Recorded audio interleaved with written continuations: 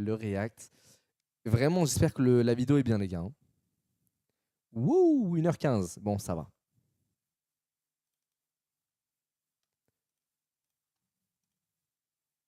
Bonjour à tous. Avant de commencer la vidéo, je fais une... Ok, bonjour à tous. Avant de lancer la vidéo, c'était juste pour vous dire que j'étais à un petit concert à La Cigale avec mon groupe. Bon, là, il y a l'emoji avec le petit bonhomme avec un tuyau d'arrosoir. Si ça vous fait kiffer de passer, venez, ça me ferait extrêmement plaisir de vous voir. Et la vidéo peut commencer. Bonne vidéo. Une petite annonce. Je suis actuellement en tournée dans toute la France avec mon groupe de musique. Je suis trop chaud. Beldam, je te connais, mais par cœur. Il reste beaucoup de place pour nos concerts à Angers le 28 mars et à Mont-de-Marsan le 29 mars, qui arrive très bientôt. Il y a également une de nos plus grandes dates à la Rayonne à Lyon le 25 avril. Donc pareil, ce serait génial de compléter toutes ces salles. Sinon, la date en Suisse à Yverdon-les-Bains est complète et c'est complété très vite. Donc on a rajouté une deuxième le 23 avril pour ceux qui ont raté l'annonce. On sera également en concert à Rouen, à Auxerre et à Tulle. On arrive bientôt vers la fin de la tournée, donc ce sera un plaisir de vous rencontrer en vrai, mais n'hésitez pas à prendre des tickets parce que certains morceaux qu'on joue pendant cette tournée ne seront pas joués après. Le lien vers toutes les billetteries sont dans un Linktree dans la description ou au lien qui s'affiche juste ici. Merci beaucoup. Bonne vidéo. Mais comment ça, il fait des concerts? Bah, je crois que c'est un de ses hobbies. Je sais pas comment dire ça. Attends, quoi? Qu'est-ce qu'il a dit? Ce finding qui est plus simple que d'habitude. Des grosses vidéos sans préparation. Merci de votre compréhension et bon visionnage.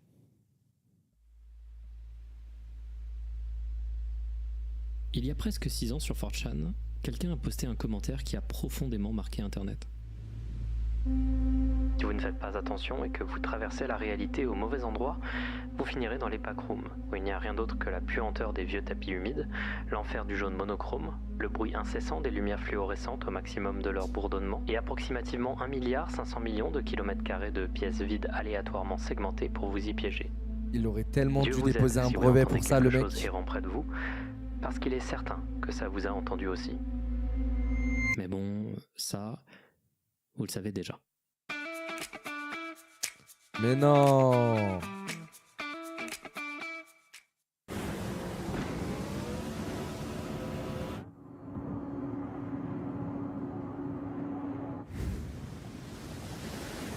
Attendez, je vais passer, je veux juste voir. Oh la D.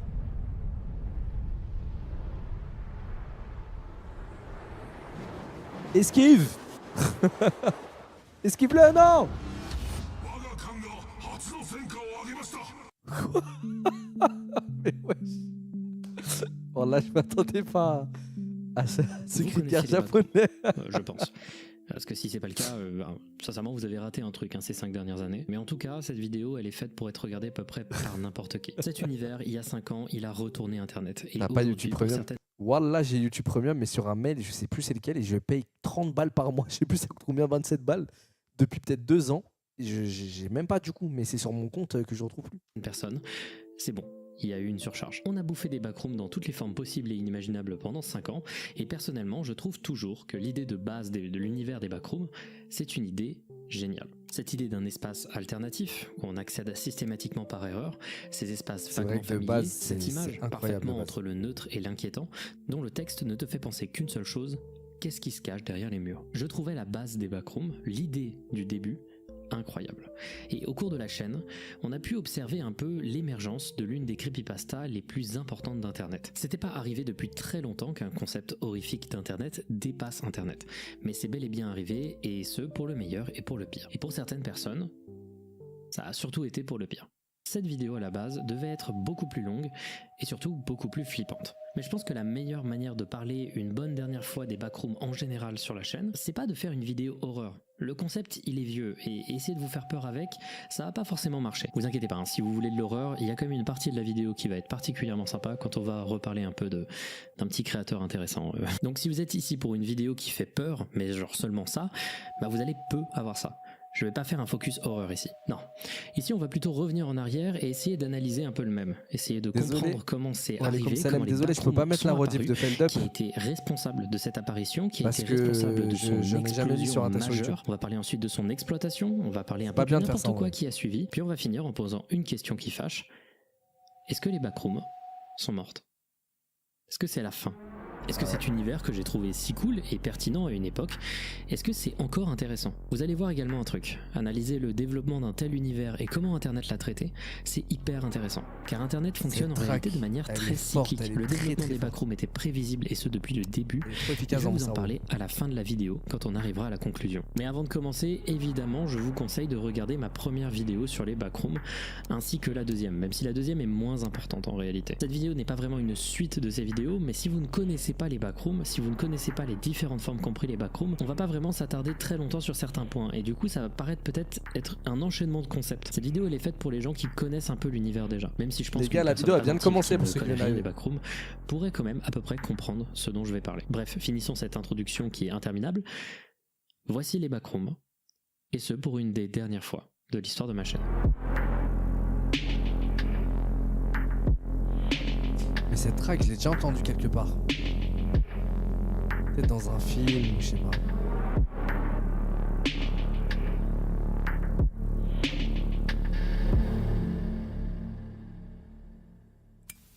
Je me souviens, Billy, la vidéo backroom qu'on avait regardée, elle faisait tellement peur, on l'a pas fini. Impossible qu'on l'ait pas fini, frérot. En 2015. Ouais, beaucoup plus loin que prévu. En 2015, sur Tumblr, un compte poste le 28 octobre cette image. Ah oui, cette image, elle est mythique sur Internet. Elle est bizarre, elle est photographiée de manière étrange. On se demande qu'est-ce que ce type fout là, on se demande pourquoi la photo est prise, le lieu est insalubre. Bref, cette image est drôle, elle met à l'époque un peu mal à l'aise. C'est une photo qui ne fait pas forcément peur, qui ne fait pas forcément rire, mais qui te laisse une impression profondément pas neutre. Et cette photo, elle est surtout très importante parce que le profil Tumblr qui l'a posté, c'est un profil qui s'appelle Cursed Images. Cette image est maudite. Et c'est le point de départ du mème Cursed, dont vous avez probablement entendu parler si vous utilisez régulièrement Internet. Les images Cursed ne sont pas maudites dans le sens strict du terme. C'est des images qui déstabilisent, là, qui parfois deviennent marquantes principalement quand on annonce qu'elles sont maudites. Elles ont souvent une atmosphère homemade, elles sont de mauvaise qualité et te font te poser une question. Qu'est-ce qui se passe? Ou encore, pourquoi cette photo a été prise. C'est difficile de quantifier exactement ce qui fait qu'une image est cursed, mais il y a surtout ce côté très fait maison dans ces images, un peu un côté voyeuriste. Souvent une image cursed va utiliser un flash, ou alors tout simplement avoir une image de mauvaise qualité. L'esthétique cursed en 2015, elle n'était pas encore prédominante, mais des tonnes de gens vont voir du potentiel dans cette esthétique qui mettait un nom sur un mélange entre humour internet, esthétique do it yourself, vallée de l'étrange, nostalgie et solitude, qui allait devenir hyper importante dans l'humour ironique des mêmes des années à venir. Cette esthétique, elle va grandir vite. En 2016, il y a un compte Twitter à succès qui va poster des images cursed, puis des slideshows sur YouTube vont apparaître, systématiquement associés à une musique inquiétante, et qui semblent utiliser 95% du temps les images qui provenaient de ce compte Twitter. C'est quand la montée de cette esthétique était à son paroxysme que le 21 avril 2018, quelqu'un va créer un thread sur le board paranormal de 4chan. Sauf que sur 4chan, tout est anonyme, donc on ne sait pas qui a créé ce thread ni qui a répondu, mais il s'agit d'un thread demandant aux utilisateurs du site de partager leurs images cursed préférées. Je vous déconseille d'aller sur l'archive du thread car dans la bonne tradition de merde de ce site, quelqu'un s'est amusé à mettre un cadavre dans les images, donc voilà. Mais au milieu des réponses, on trouve un post qui est passé complètement inaperçu. Quelqu'un qui poste cette image. Et c'est la plus vieille archive de l'image qui a démarré le mythe des backrooms qu'on peut trouver sur Internet. Pour l'instant. On n'est pas encore à la fin de la vidéo. Et sur le moment, cette image qui allait devenir mythique un an seulement après, elle passe complètement inaperçue. Il est probable que quelqu'un l'ait enregistré en se baladant sur le thread, mais personne ne réagit. En fait, je sais plus. Désolé si c'est un spoil, mais je sais plus si c'est dans une vidéo de Feldup ou si c'est sur Twitter ou Internet que j'ai vu ça. Mais des gars ont retrouvé la boutique de base où cette photo avait été prise avec les murs jaunes et les tapis jaunes là. Et c'était une boutique abandonnée depuis quelques années et tout. Ça me dit grave un truc. Il fallait attendre un petit mois que quelqu'un lance sans s'en rendre compte la deuxième pièce du puzzle qui allait mettre en place le terrain propice à l'apparition des backrooms. Le 21 mai 2018, un utilisateur Twitter appelé River Caferata, qui a maintenant supprimé son compte, répond à un tweet d'un autre utilisateur indisponible et cet utilisateur en question, il est en privé. Donc voilà, disons que j'ai pas trouvé vraiment l'archive de cette discussion. Mais tout ce qu'on a, c'est une screenshot d'un de ses tweets qui a fait un peu de bruit sur le moment. Une définition du concept d'espace liminal. On appelle ça des espaces liminaux. Et ils te donnent cette impression étrange car tu n'es pas censé passer du temps à l'intérieur d'eux.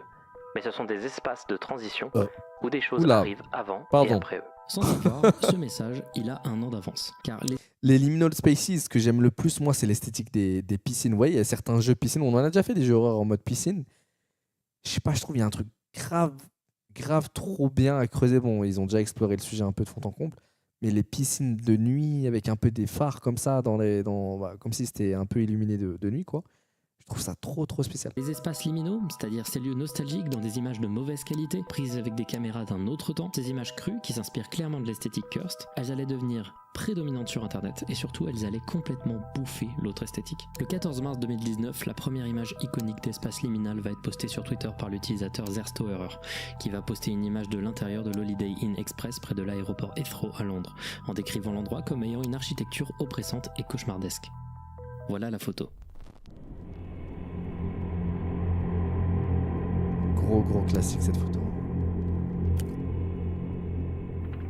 Beaucoup d'entre vous la reconnaissent. Elle est différente des autres images Cursed. C'est l'endroit qui fait peur, ainsi que la manière de le photographier. Le lieu a l'air hors du monde, entre deux états, un lieu d'habitude qui serait rempli mais qui ici ne l'est pas. L'architecture est bizarre et difficile à déchiffrer. Beaucoup d'entre vous ne savent pas, par exemple, que ça, c'est un toit. La structure est en fait en intérieur, comme le montrent des vidéos de gens qui s'y rendent lorsqu'il y a plus de monde. Attends, ça existe vraiment? Non, c'est du Blender, ça, non? En fait, j'ai un doute sur ce lieu s'il existe vraiment ou non. L'image est évocatrice et quelques gens se mettent à ressentir. Je crois que c'est un projet le terme artistique. espace liminal pour la décrire. C'est un vrai lieu. Ouais, voilà, À c'est partir bien de ce que ce je me tweet, disais. sur YouTube, il va se passer quelque chose d'intéressant. Des gens vont recommencer à faire des slideshows d'images, mais cette fois-ci avec des images d'espaces liminaux, mais sans les appeler comme ça. À l'époque, ils les décrivaient plutôt comme des lieux paraissant familiers, mais dans lesquels personne ne s'est rendu. Ces montages nostalgiques et troublants sur fond de musique montraient en réalité exclusivement des espaces liminaux. Mais pour l'instant, le terme n'avait pas été répandu. Et au milieu de cet engouement, il y a un thread sur 4chan qui va à nouveau être créé sur le board paranormal. Et ce post, dédié à partager des images troublantes, un peu cursed, un peu étranges, et mettant mal à l'aise, utilisait comme première image celle-ci. Cette fois-ci, elle n'est pas passée inaperçue. Les gens vont poster plusieurs réponses, chacun apportant leurs images, puis quelqu'un va citer la première image et demander « C'est quoi cette image ?» Et une réponse à ce message va lancer à lui seul l'un des plus gros phénomènes horreur de l'histoire d'Internet. Ce gars-là, Et ce c'est un commentaire, génie. c'est celui que je vous ai lu au tout début de la vidéo. C'est à ce moment-là que les backrooms ont été créés. Pensez à nos clips, rester enfermé là-dedans, des Et là, ça va labyrinthes aller sans assez fin, vite. c'est trop bien. Quelques temps après, quelqu'un va screenshotter ce commentaire, le coller à la première image, le partager sur le subreddit GreenText, partageant des commentaires trouvés sur 4chan, parfois drôles ou parfois un peu bizarres, et le post sur Reddit va prendre de l'ampleur. Dans les jours qui vont suivre, des gens vont se mettre à faire des montages sur Twitter, et à ce moment-là, la machine était lancée. L'idée d'un endroit gigantesque dans lequel on tombe par erreur, utilisant plusieurs esthétiques en pleine expansion, le concept s'apparentant à de l'horreur psychologique qui commençait à se répandre comme le genre d'horreur en vogue sur Internet, tout ça, ça a beaucoup résonné avec les gens, l'image et l'idée, tout ça c'était parfait. Et il arrivait pile au bon moment. Un truc comme ça, avec toutes les pièces que je vous ai données, ça arrive pas par hasard en réalité. Les pièces du puzzle étaient déjà là, et si ce commentaire n'était pas arrivé, quelqu'un d'autre l'aurait fait quelques temps après. Par contre, on a eu de la chance que ce commentaire soit aussi iconique, et qu'il trouve directement un nom à cet endroit. Les backrooms, les arrière-salles. C'est une très bonne idée. Et là, il va y avoir une réaction en chaîne qui s'est opérée au cours des mois suivants. D'abord, les backrooms vont se répandre. Les gens vont aimer l'idée et les gens vont chercher des tonnes d'autres images qui font penser à la première pour diversifier les images utilisées pour décrire le lieu. Et les gens vont remixer l'histoire en donnant leur version de l'univers, en donnant leurs histoires. On est dans la période première de la creepypasta des backrooms et à l'époque, il n'en existait qu'un modèle. On va voir plusieurs modèles de cet univers dans cette vidéo, c'est-à-dire des versions de cet univers, des manières de l'entrevoir, des manières dont il peut fonctionner. Et à chaque fois qu'un modèle des backrooms va devenir le modèle le plus populaire, ça va en réalité faire écho à l'étape dans laquelle on est dans l'expansion du mythe des backrooms. Ici, on est dans les premières étapes primitives du mythe. Donc le premier modèle des backrooms, c'est le modèle le plus primitif, le modèle classique. Ce modèle est simple, il n'y a personne dans les backrooms, à part vous.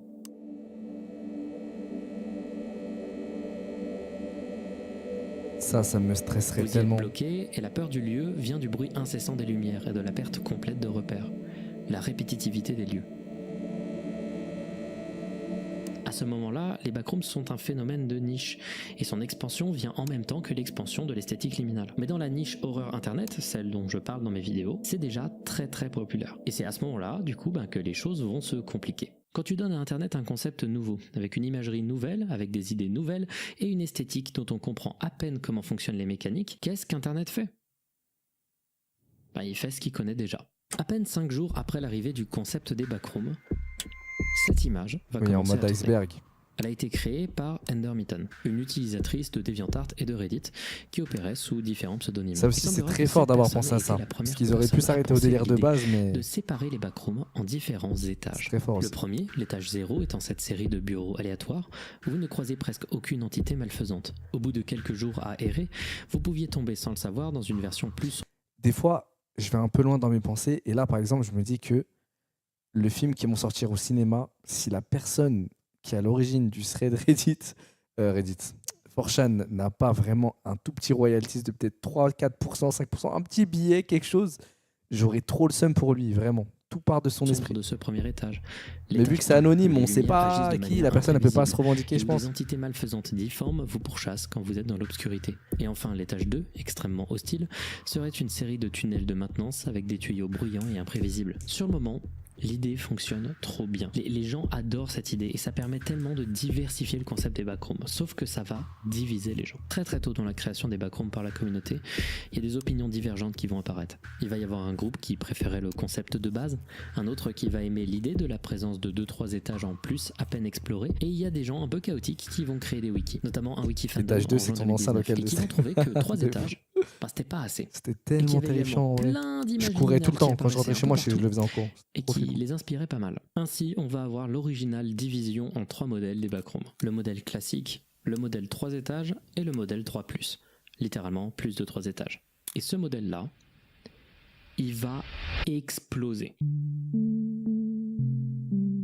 Ah oui, chacun après peut y ajouter son petit design perso. Le modèle 3+, il a une différence majeure par rapport au modèle 3 étages. Le modèle 3 étages, c'est un nom un peu bâtard. C'est pas vraiment un modèle qui est composé de 3 étages, mais c'est plus un modèle qui s'écrivait sur les subreddits à l'époque, au tout début des backrooms. Il s'écrivait à travers des courts textes d'explorateurs, et sa différence avec le modèle 3+, c'est qu'il est très très peu documenté. Il n'est documenté en général que par une seule personne, et en réalité, aucune personne située dans les backrooms ne sait vraiment comment il fonctionne. Et donc on ressent beaucoup plus la solitude. Le modèle 3+, lui, il se passe sur un wiki, et donc la documentation est au centre même de son design. D'abord sur un wiki fandom, puis ensuite sur un site Wikidot, des gens vont créer un univers des backrooms divisé en centaines d'étages plus zinzin les uns que les autres.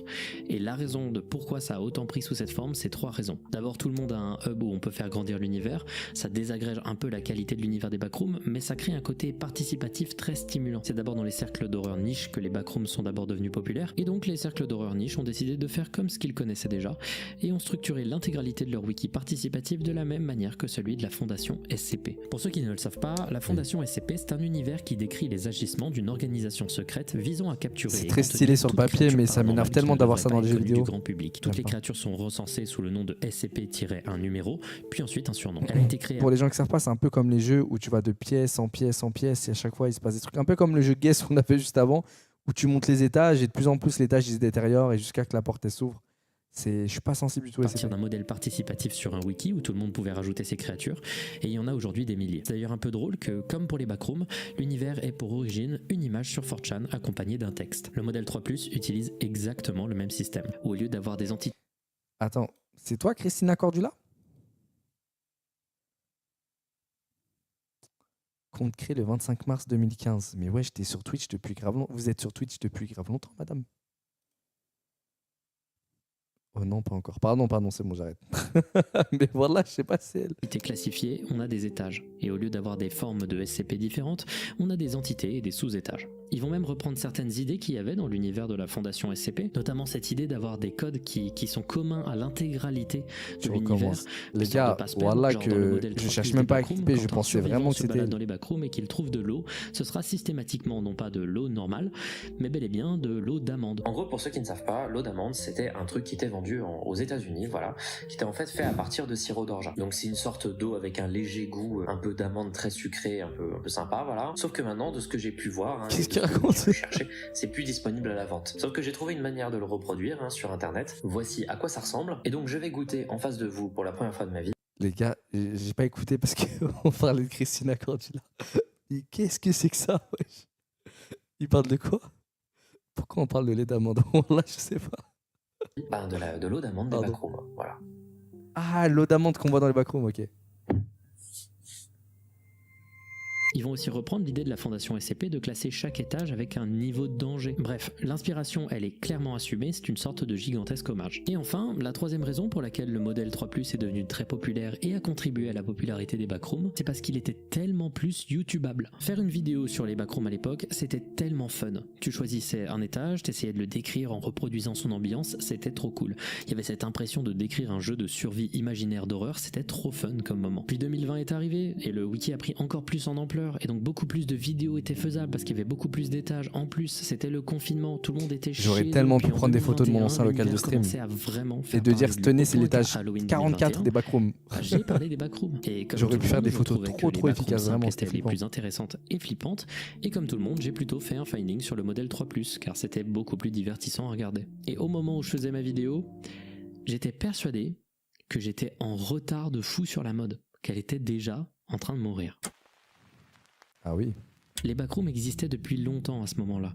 Et en fait, le modèle 3 Plus y montrait déjà énormément ses limites. Dans ma vidéo, j'avais essayé du mieux que je pouvais avec mes moyens de l'époque d'esquiver les étages mal écrits et les trucs un peu nazes. Tu peux avec ton décor actuel. C'est un peu, c'est du liminal spaces un peu, mais ne marche pas avec les univers utilisant pareil, le c'est modèle juste de la la petite nappe fondation qui SCP, c'est-à-dire un modèle participatif où tout le monde peut ajouter ce qu'il veut. D'abord, plus les backrooms sont documentés, moins c'est flippant. Genre quand tu lis le wiki, on dirait que dans les backrooms il y a 2 milliards d'êtres humains qui ont complètement dompté le lieu avec des guildes, du commerce.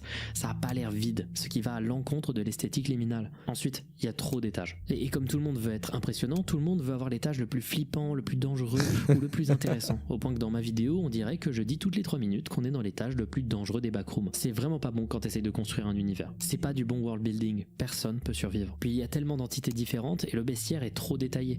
Des smilers, ces sourires dans l'obscurité qu'il ne faut pas quitter du regard, les hounds, ces chiens de chasse humanoïdes qui te pourchassent s'ils te croisent, les skin stealers, on dirait qu'on ne fait que croiser ce genre de truc. À en lire le wiki, ça en devient absurde. Il semblerait être caché dans absolument tous les étages. C'est trop. Des étages où on change de gravité, des étages au concept trop élaboré ou pas assez élaboré. Twitter ou Insta. Les backrooms dans leur modèle le plus populaire commençaient lentement à devenir un peu une blague. Un truc brouillon, presque enfantin, sans vraiment beaucoup d'intérêt. Alors au montage, j'ai réalisé que j'étais un peu dur à ce moment-là. Je parle ici du modèle 3 Plus tel qu'il était en 2021. Mais depuis 2022, le Wikidot a mis en place une énorme opération pour améliorer l'écriture des étages et la cohérence de leur univers. Et maintenant, c'est vraiment beaucoup mieux. Mais c'est vrai qu'à l'époque, il y avait une sorte de côté un peu enfantin bizarre qui a vraiment pas parlé à la majorité des gens. Et en vrai, là, je suis un peu dur pour rien, parce que c'est juste que les backrooms devenaient quelque chose d'autre. Elles évoluaient naturellement. Elles pouvaient pas rester exactement cette idée de base qui avait été présentée à la base. Il fallait bien qu'elles évoluent. Mais sur le moment, ça semblait être une version légèrement moins bonne. Et les backrooms étaient donc en train de mourir. Sur Google Trends, on peut mesurer l'expansion de la popularité de termes de recherche sur Google au cours du temps. Au moment où je sortais ma vidéo sur les backrooms, Google estimait que le sujet était populaire comme... Attendez, je suis obligé d'aller taper Rebeu des Terres sur Google Trends. Pitié, me dites pas que je suis finito, je vous en supplie. Rebeu des Terres. Pitié. Désolé, il n'y a pas assez donné pour votre... Non...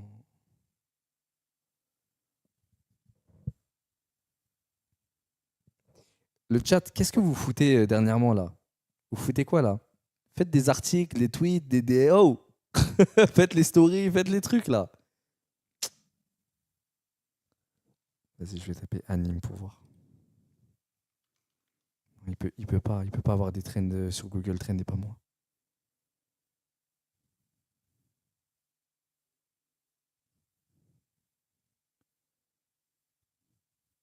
Pitié, mais j'ai fait un événement Twitch de fou. Pitié, c'était le 5e plus gros live de l'histoire. Pourquoi il n'y a pas de trend sur moi?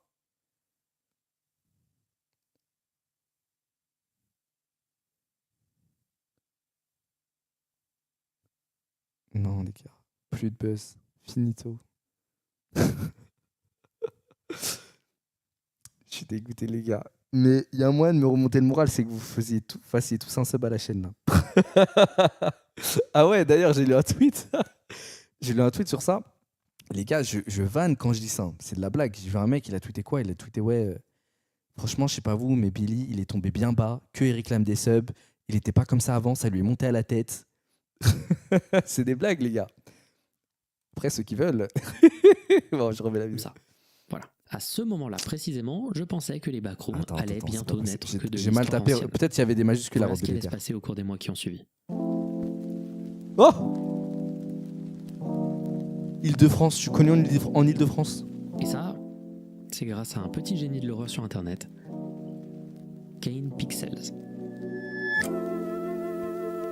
Wouhou! Le 7 janvier 2020, on m'a recherché. Kane Parsons, Attends, aussi appelé 0. Kane Pixels, a sorti sa vidéo 19 fois aujourd'hui.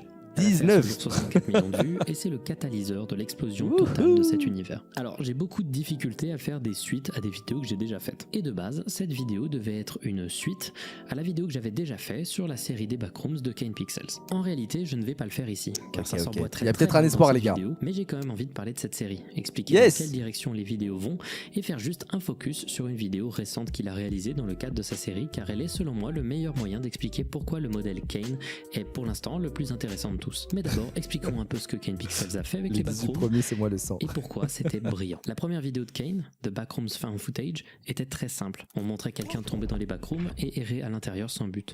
C'était très très fort. Hein. Il a exactement reproduit l'ambiance des Backrooms. Hello? Is someone there? Au cours de son chemin, il finit par se passer ça. What the hell?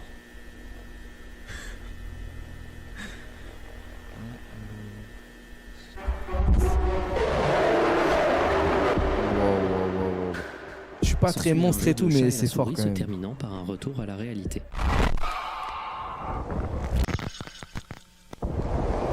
Un poil fracassant. Cette première vidéo, elle a apporté plusieurs choses au backroom qui étaient essentielles à son développement. D'abord, la vidéo pour l'époque, elle est bluffante en termes de qualité. Elle est hyper belle et même s'il y a 2-3 trucs un peu... Voilà, pas très bien fait, il y a surtout une ambiance ultra crédible. Cette vidéo, elle a apporté ça. Une vidéo, pas juste des images fixes ou des cours rendus 3D. Ici, les backrooms sont vivantes et c'est véritablement bluffant, surtout quand tu sais que le créateur va faire que de s'améliorer par la suite. Et c'est pas que une vidéo, c'est aussi une vidéo qui raconte quelque chose. On nous montre enfin quelqu'un qui se déplace dans les backrooms et qui vit quelque chose. Et ça, c'est très nouveau pour l'époque. La deuxième chose que Kane Pixels a apporté, c'est une centralisation. Avant, les backrooms se propageaient et changeaient en fonction de qui t'en parlait. Ici, Kane Pixels peut imposer sa vision et on a eu de la chance de tomber sur quelqu'un qui comprend à 100% comment peut fonctionner l'horreur des backrooms. Et quand Kane Pixels va avoir l'idée de continuer les vidéos sur le sujet pour la transformer en série de vidéos, il va enchaîner les bonnes idées. L'univers des backrooms de Kane Pixels mélange avec brio plusieurs éléments de chaque modèle qui existaient pour faire un truc quasi parfait. La série des backrooms raconte en réalité pourquoi ton l'histoire ancien d'une studio, il était entreprise comme ça appelée Async Parce que c'était qui, dans dans les années un... 80, a développé une technologie quantique Dans pour une résoudre usine des de problèmes métallurgie, storage je sais et pas de quoi, logement. je sais pas Ils ont, fabriquer en quoi, mais... collaboration avec le gouvernement américain, construit cette machine qui a généré une sorte de dimension alternée appelée le complexe. Ça, j'étais moins fan par contre. Je sais pas. Qu'on franchit par cette porte, appelée le seuil ou le threshold. À la base, l'architecture du lieu paraissait comme une série de bureaux aléatoirement segmentés, mais à force d'exploration du complexe, Est-ce que... Attendez les gars, c'est pas Kane Pixel qui a introduit les combinaisons jaunes chez les chercheurs backroom, non? Je sais plus ça vient d'où exactement. Ça. Async va réaliser que celui-ci Mais se c'est très distord fort de plus aussi. en plus au fur et à mesure qu'on s'enfonce C'est dans ses très très fort. profondeurs. Et surtout, il semblerait que l'existence même du complexe détruit lentement la réalité et que le complexe semble distordre le temps, l'espace et même avoir une sorte de conscience. Et tout ça est raconté à travers des documents confidentiels, des vidéos qui ont été réalisées par l'entreprise qui n'étaient pas censées voir le jour. Ce qui permet de garder un ton C'est très inox. scientifique, très détaché, mais qui permet aussi de magnifier chaque moment où quelque chose est inexpliqué. Wow.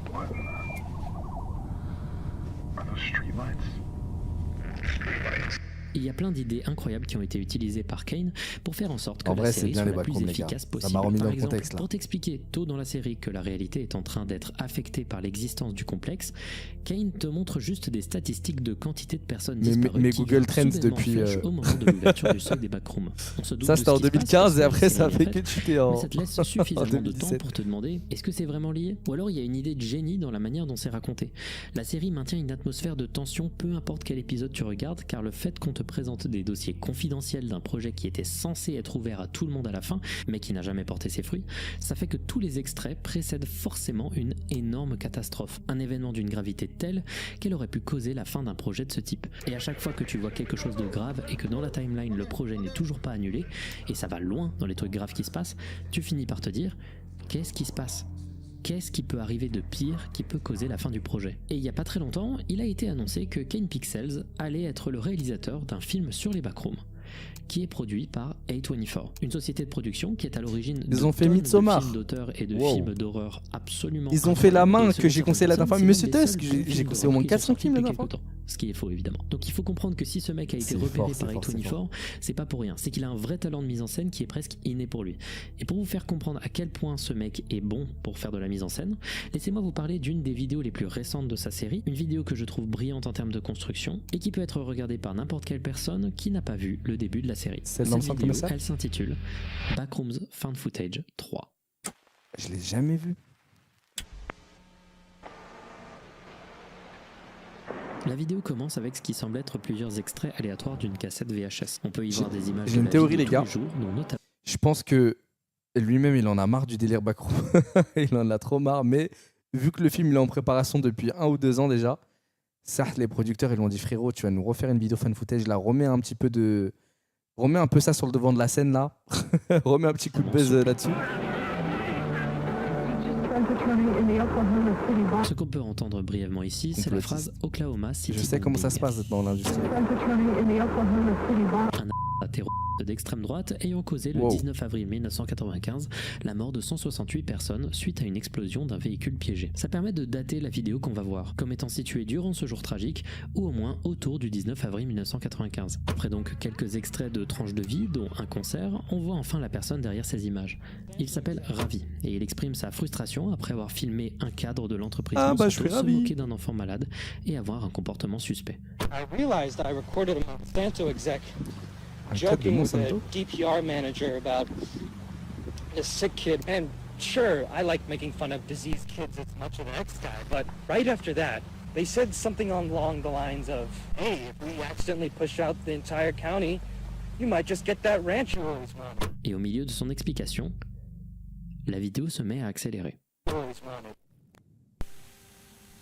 Fucking A, man. Et je trouve cette idée déjà très intéressante, car ça indique que clairement quelqu'un contrôle l'enregistrement et sélectionne les parties qu'il veut qu'on voit. Il y a donc 2 couches de lecture, ce que Ravi va filmer, ce qu'il a vécu et ce qu'on veut bien nous montrer. Et donc il se pose une question, qui est aux commandes ? Qui contrôle la vidéo ? On voit après cette accélération Ravi rentrer chez lui, ou du moins dans une maison. Puis ça coupe sur un écran noir avec en fond un appel téléphonique. C'est pas très clair à qui il parle, peut-être des colocataires, mais en tout cas il semble demander si quelqu'un est allé vérifier le sous-sol de la maison dans laquelle il vit, car il y entend des bruits. I'm just calling to ask to see if there's anybody supposed to be checking out the downstairs today. Et d'ailleurs un bruit vient de résonner. Il sort de sa chambre donc, pensant que quelqu'un s'est introduit chez lui. Hey!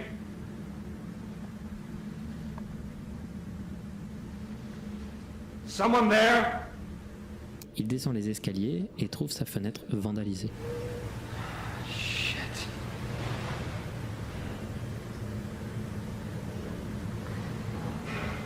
Hey! Someone here? Il se décide d'approcher du bruit.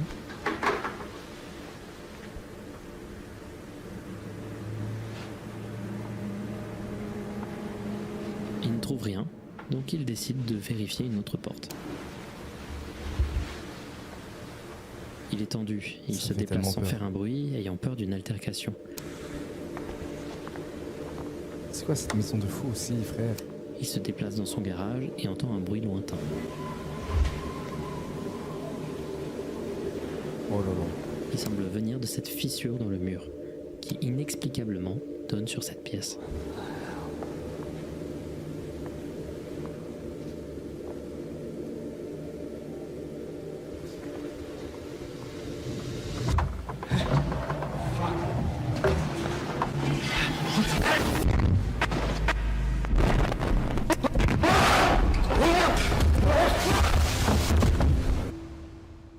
Ravi vient de traverser la réalité pour se trouver dans une sorte de salle de réunion d'où s'émane une musique douce.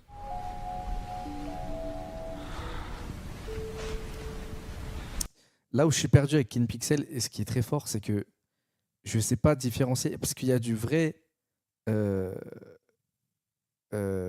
footage, enfin des choses qui sont vraiment tournées dans la vraie vie, j'imagine, et il y a du Blender 3D, mais il fait un mix des deux. Je ne sais même pas si c'est réel cette salle ou si. Parce qu'il serait capable de la construire de manière réelle, tu vois, c'est juste une salle de réu. Il est déboussolé et il commence à explorer. Il pique une clé dans cette porte, ouvre celle-ci. Il franchit un couloir Tout est en et tombe 3D. sur la Wow, première wow, architecture wow, wow, c'est incohérente de son voyage. What the fuck? il est bien dans les backrooms. La caméra coupe et semble le montrer essayant de trouver une sortie ou un moyen de progresser. Ne trouvant pas comment progresser, il retourne sur ses pas et se rend compte que la lumière du couloir qu'il venait de prendre s'est éteinte.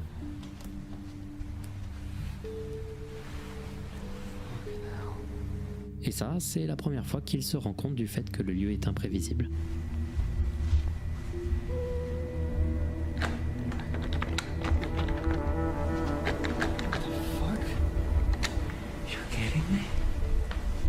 De son côté, il doit penser que quelqu'un joue avec lui, mais d'une autre, on a plus l'impression que le lieu lui-même a une forme de volonté. Et qu'il est au courant de la présence de Ravi. Il finit par trouver cet interstice dans une pièce sombre, il le franchit sans trop de difficulté et se trouve dans cette pièce. Et je vais pas le pointer du doigt à chaque fois, mais Kane Pixels a très bien compris comment créer de l'architecture incohérente. Vous connaissez peut-être le concept de la vallée dérangeante, ce point où quelque chose ressemble suffisamment à un être humain pour que ses défauts paraissent monstrueux. Oh, ça fait Et tellement les peur. backrooms selon Kane Pixels, c'est ce concept transposé à l'architecture. Et vous allez voir, cette vidéo fourmille d'endroits bizarres où aucun objet ne semble être à sa place. Et ça met particulièrement mal à l'aise. Bon, ça, c'est un tapine un peu.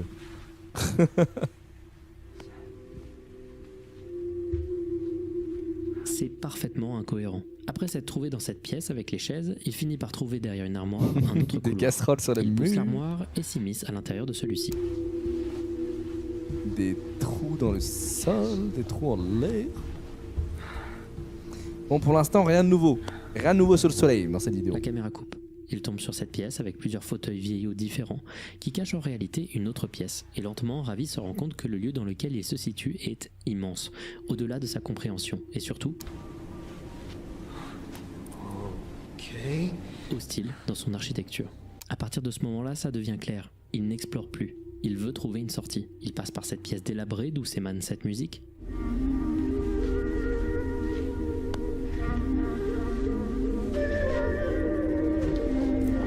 Il sent une odeur En fait, il n'y a rien de bien nouveau par rapport aux anciens épisodes fan footage, backroom, etc. Mais il y a un truc que je trouve qui n'a jamais été exploré. Bon, peut-être c'est une idée claquée, parce que le fait d'être seul dans les backrooms, c'est terrifiant. Mais c'est le fait d'intégrer un peu des membres de la famille. Je trouverais ça trop bien qui est vraiment en mode ton pote, ton meilleur pote du quartier, il pop dans une salle. Tiens frérot, qu'est-ce que tu fais là et tout? On t'attend pour la fête, viens. Et c'est plus en mode monstre, en mode ambiance pesante, peur et tout. Mais je trouverais ça encore plus terrifiant. Le fait qu'il y ait des membres de famille. Attends un peu. Attends la suite. Bah, en fait, il faut trouver quelque chose en plus parce que la mécanique, c'est bon. On l'a capté, c'est du vu et revu, mais il faut un petit truc en plus. étrange et ces objets sur le sol semblent former un cercle. On remarque également des traces sur les murs. Des traces de moisissure. Il finit par entrevoir quelque chose qui l'alerte dans le coin de la pièce. Quelque chose qu'on ne peut pas discerner. Oh my god.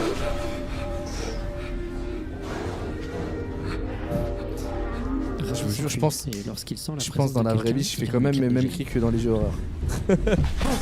Waouh! Et si il pouvait trouver de l'aide? I'm trying to leave. I don't want any trouble. Mais quiconque l'a entendu semble hostile à sa présence, donc Ravi s'en va pour ne pas causer de problème.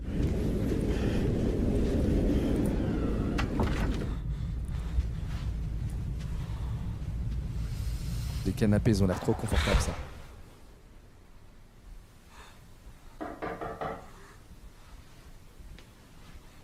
Hello? Hey! Oh la bêche! La caméra coupe alors que Ravi continue de s'enfoncer dans le complexe pour fuir la chose qui le suit. Et au milieu de sa course, il se trouve ici. Il commence enfin à réaliser la taille réelle du complexe. Ouais, chez la Hong Kong. Et il est complètement démuni.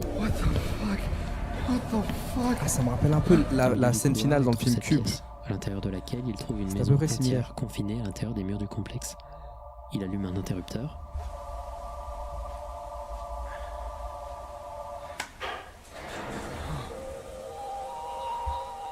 Mais se ravise quand il se rend compte que ça a alerté la chose qui le suit.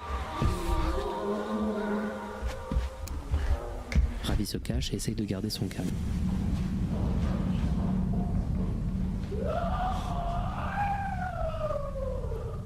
dirait Yannou qui crie.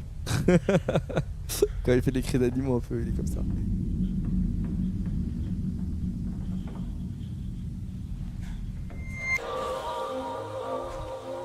Il essaye, en restant discret malgré les lumières, de s'éloigner de la menace et rejoint cette série de pièces vides, couvertes de moisissures.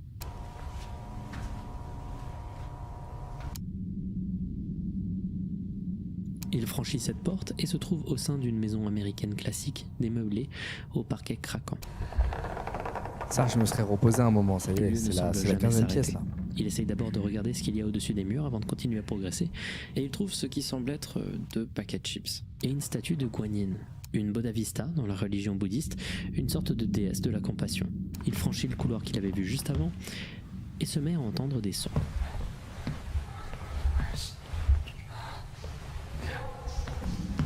Leur origine, c'est cet étrange empilement d'enceintes au milieu d'une pièce vide. Mais avant de s'y rendre, il se penche sur cette affiche. Un peu plus tard, cette affiche elle a été retrouvée sur internet en bonne qualité. Il s'agit d'une affiche réalisée par l'hôpital Arcadia, qui est dans le sud de la Californie, qui faisait la promotion d'un programme de dépistage gratuit qui aurait eu lieu le dimanche 16 octobre 2022. Et c'est surtout ça qui est important. Pourquoi une affiche qui a vraiment existé, qui date de 2022, serait présente à l'intérieur du complexe, alors que l'enregistrement date de 1995. Comme je l'ai dit précédemment, les backrooms peuvent modifier l'espace, mais visiblement, elles peuvent aussi modifier le temps. Un autre lien qu'on peut trouver avec ce poster, c'est ce logo qui semble mentionner la religion bouddhiste et qui semble lier ça à la statue qu'on venait de voir précédemment. C'est un peu comme si les backrooms se généraient avec des idées qui semblent se suivre les unes après les autres. Il se rend dans la pièce avec les enceintes, franchit un des deux couloirs et tombe sur cette énorme machine. Ça, c'est une tour radio. Et je suis trop content d'avoir fait mes vidéos sur le sujet. En fait, les gars, je pense au film Backroom depuis tout à l'heure qui sortira au cinéma, là, fait par Ken Pixel et tout. Ils veulent parler à quel public avec ce film? Est-ce qu'ils veulent initier le grand public en mode, ils vont toucher et les plus petits qui connaissaient vaguement déjà les backrooms un peu en mode Roblox, tout ça, et nos darons. Et vraiment, la première moitié du film, c'est en mode, ils nous clippent dans la vraie vie, ils atterrissent à l'histoire habituelle, quoi. Ou est-ce qu'ils veulent parler aux plus, aux plus initiés au backroom comme nous, et qu'il y ait une vraie histoire qui change enfin? Parce que si toute la première moitié du film, pendant 1h, 1h10, c'est des bruits comme ça, des pièces, c'est chiant, quoi. Film d'horreur, c'est les jeunes. Mais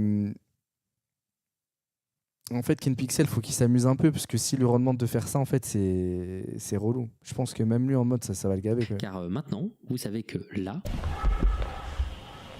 Faites confiance à Valkat. On fait confiance, mais il faut de la présence humaine dans les backrooms. Il faut qu'il nos clip avec ses potes et tout. S'il est tout le temps tout seul, c'est relou. et qu'il essaye de contacter un autre radioamateur en utilisant l'émetteur radio qu'il a en face de lui. Sauf que toutes ces tentatives d'essayer de trouver de l'aide sont complètement inefficaces. Il arrive bien à entendre une voix à un moment,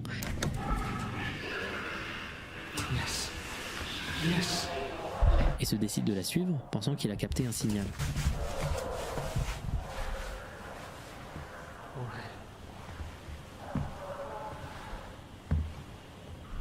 Il suit lentement les voix,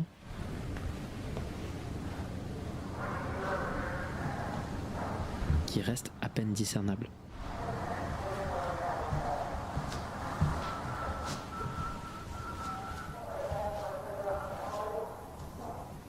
Plus Ravi s'approche, plus le son devient clair. Il est en panique. Je me il ne sait serais pas à quoi chié s'attendre. dessus. Impossible Il d'avancer. finit par pour moi. comprendre que le son vient de derrière cette porte. Le son a l'air de provenir d'une enceinte qui est cachée. Mais il est clair qu'il s'agit d'un enregistrement d'une radio de police. Mais au milieu de son écoute,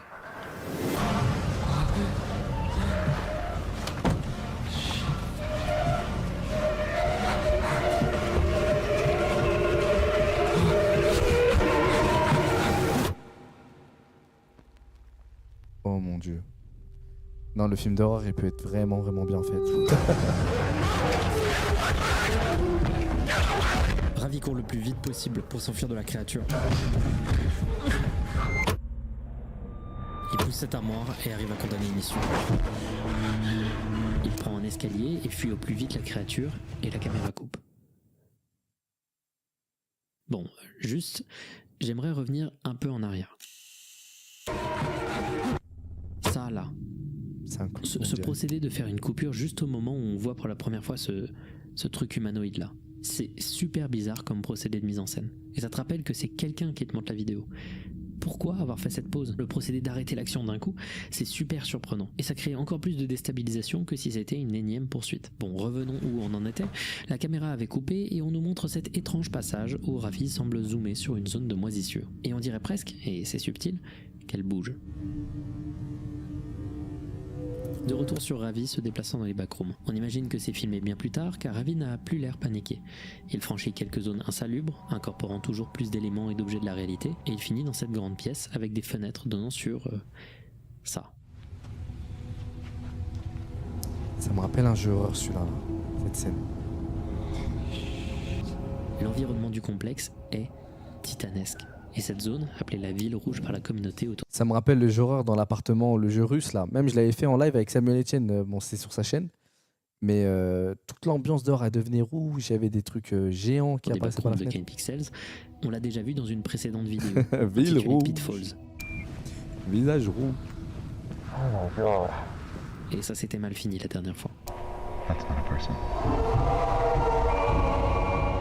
Ravi, lui, de son côté, il perd complètement les pédales.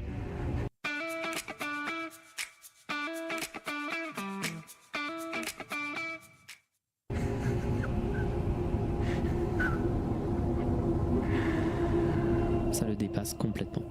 Il franchit une pièce et repasse ce couloir qu'il avait déjà franchi et il finit par se retrouver dans la partie du complexe non aménagée. Il est retourné sur ses pas. Ah non, chiant. Il se déplace silencieusement, enchaînant des couloirs jaunes similaires. Par contre, tu me mets Il un trouve petit des endroits vélo, qu'il a déjà franchi, mais sous un un petit autre vélo angle. dans les backrooms, je te... Puis enfin, il arrive dans cette pièce. Je sais pas. Il y a quelqu'un dans la pièce? C'est un poulet ça? Non, c'est juste un truc en carton. Qui d'ailleurs représente un homme des cavernes. Okay. Ravi franchit la pièce, un peu confus, et juste avant d'en sortir, il vérifie une dernière fois que rien n'a bougé. Il commence à devenir clairement paranoïaque. Il arrive dans cette pièce, et au bout de celle-ci, il trouve cette maison.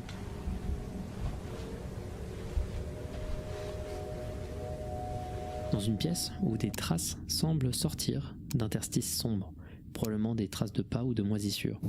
Il y a des vêtements et des objets aléatoires qui jonchent le sol. Une statue romaine semble percer celui-ci comme si elle avait apparu ici soudainement en traversant le sol. Ravi entre dans la maison, vérifiant ses arrières, et il semble que celle-ci a déjà été visitée par quelqu'un. Une chaise est renversée et des traces de pas salis recouvrent la moquette. Au loin, on entend l'écho de voix, provenant probablement d'une télévision. On voit cette botte collée dans le sol, probablement appartenant à la personne qui a visité cette maison auparavant. Ça me rappelle la vidéo de Feld Up Adult Swim. Ravi suit les voix. Mandela Catalogue. Quelqu'un semble être au téléphone. Sa meilleure vidéo et j'en ai pas dormi peut-être pendant 3-4 jours. Enfin j'abuse, comme pas s'il dormi. était Mais dans la pièce. j'arrivais pas à être seul. Ça m'avait trop peur. Avec le mec en Sonic et tout, c'était trop bizarre. Il finit par essayer d'interagir. Hello? Et l'homme lui répond.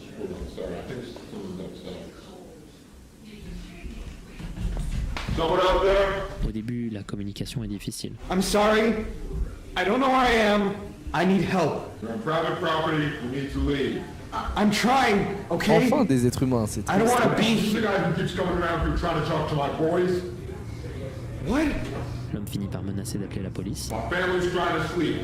Leave or I'm calling the police. Really need help. Station's a quarter mile down the road. C'est trop Listen, intéressant. I can't. Puis lentement, Ravi semble le convaincre que quelque chose de bizarre se passe. I've been walking for like 9 fucking hours, man. Where the hell are we? I can't even see you. Actually, do call the cops. That's fine. Just please help me out here. Leur discussion est vraiment bien écrite. On comprend parfaitement qu'on est en face de deux personnes complètement incapables de comprendre ce qui leur arrive et qui essayent lentement de démêler le fil. Where are you? Well, what? Where the hell are you? I just looked outside and I don't see you. I'm in like a living room with a fish on the wall. Look, is this some kind of game you're doing? Are you having a laugh over this? I'm not! I'm not! It sounds like you're on the other side of this wall, but this door goes nowhere. Et on finit par comprendre un truc. Ici, la porte elle donne sur rien, mais dans la vraie vie, elle donne sur une terrasse en face de la maison. Ravi entend l'homme comme étant derrière le mur car il est derrière le mur dans la réalité. Et quand il finit par se lever pour entrer dans la maison et essayer de trouver Ravi,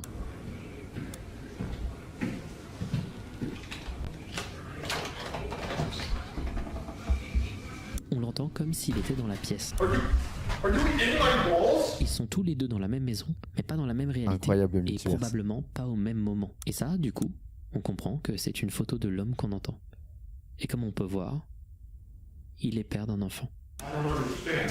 Les gars, je veux 5% du film qu'ils vont faire. J'ai moi aussi eu l'idée de faire des multiverses avec d'autres êtres humains. J'en ai parlé tout à l'heure, en début de vidéo. Vous en pensez quoi, le chat? Vas-y, toi. Ok, c'est bon. I don't know. I just need to go home. On comprend que l'homme commence à comprendre la situation de Ravi. Persuadé qu'il est bloqué dans son mur, il propose à Ravi d'essayer d'ouvrir cette petite ventilation pour voir s'ils peuvent communiquer. Sauf qu'au moment où il essaye de l'atteindre, il se passe ça. Thank you. I think it's... What the fuck? What? Oh my god.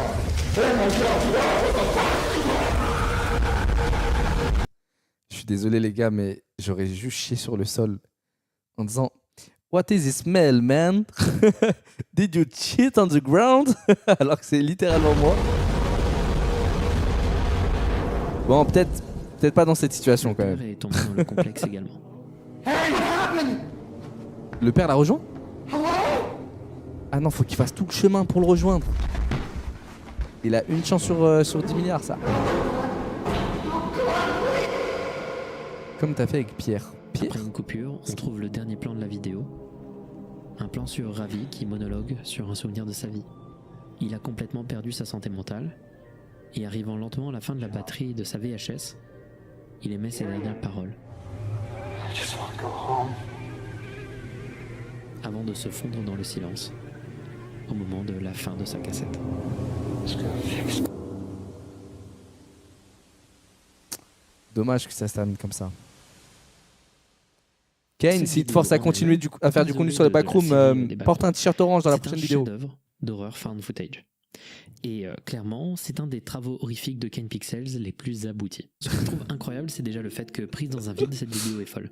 Mais que prise dans le contexte de la série, elle a encore plus de sens. C'est dur de Cette faire une bonne vidéo fin de est ça. truffée d'éléments de lore qui font écho aux précédentes vidéos de Kane Pixels, mais aussi qui ajoutent à son univers. Par exemple, la moisissure que j'ai pointée du doigt, c'est un des éléments principaux de cet univers. Cette moisissure serait le signe que le complexe entier est vivant, et en se répandant, il peut prendre des formes qui varient. Mais dans cette vidéo, c'est la preuve. En fait, c'est un parallèle. Ce qui se passe avec le père de famille là, qui était dans une autre dimension, c'est comme le film coréen que je vous ai conseillé la dernière fois. Je crois que c'est The Call. Mince.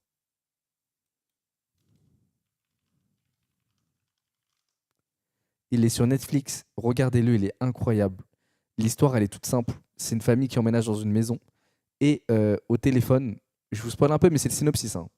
Au téléphone, elle arrive à parler avec la personne qui vivait dans cette maison, mais genre 20, 30 ans plus tôt.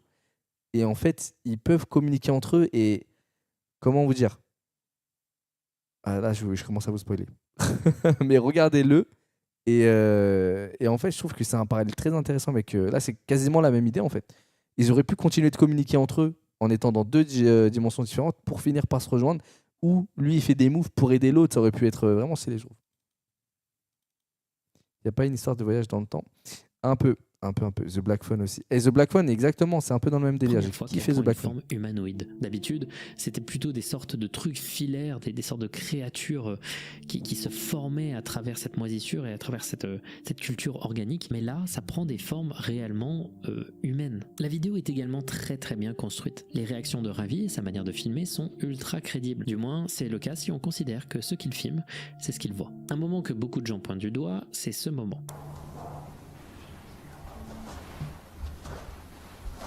Ce petit coup de caméra là, qui veut à la fois dire qu'est-ce que ça fout là ça, et si j'ai besoin de boire de l'eau, je sais où aller. C'est hyper humain comme réaction. Enfin, c'est humain si tu pars du principe que ce que tu regardes, c'est les yeux de Ravi, plus qu'une caméra. Mais en imaginant qu'il essaye de documenter tout, un peu comme il le présentait dans le tout début de la vidéo, ses yeux deviennent ce qu'il filme en fait. Aussi, on remarque des détails qui Oui, The semblent Black Phone, il y a indiquer le que 2 quelqu'un qui va avait sortir déjà cette été année. sur Ouais. les mêmes chemins que notre protagoniste. Genre cette armoire. Tu finis par comprendre qu'elle était peut-être là pour empêcher à la créature de te poursuivre et que quelqu'un s'est déjà retrouvé en face d'elle. On te montre un endroit qui a l'air d'avoir des règles, mais qui ne sont juste pas accessibles ou compréhensibles pour quelqu'un d'humain.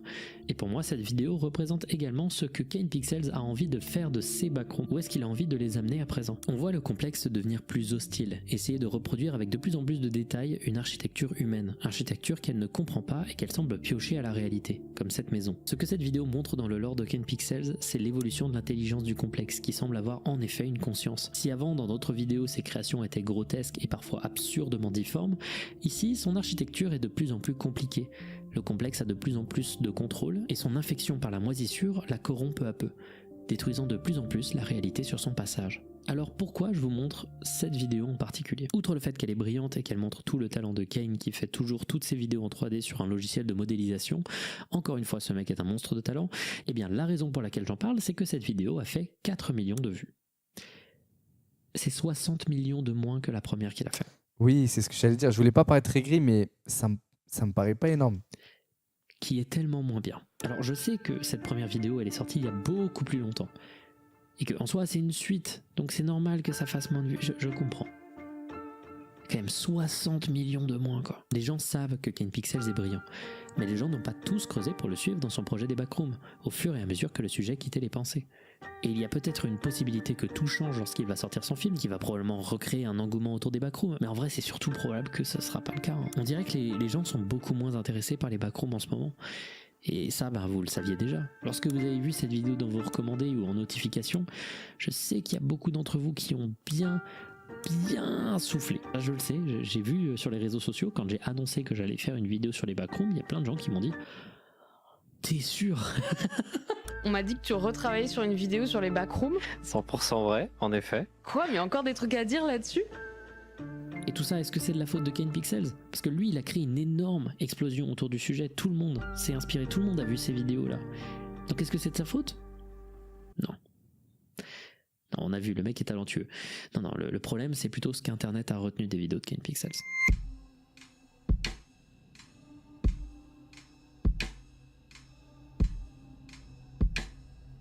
Démodé. Ah.